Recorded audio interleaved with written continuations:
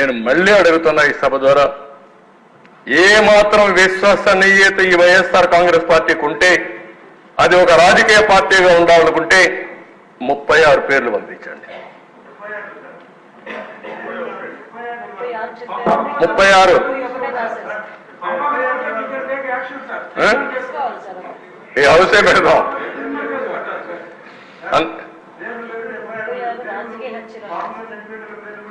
ఆ పేర్లు ఇస్తే దానిపైన మన పేర్లు అట్టగా ఎఫ్ఐఆర్ లో ఉంటుంది కదా, ఎఫ్ఐఆర్ కూడా ఏమంటాం వాళ్ళని, వాళ్ళు కూడా ఎఫ్ఐఆర్ కూడా ఏమంటాం. 36 మంది పేర్లు, అదే 36 రాజకీయ హత్యలు ఎఫ్ఐఆర్లు కూడా ఇమ్మని డిమాండ్ చేస్తున్నా.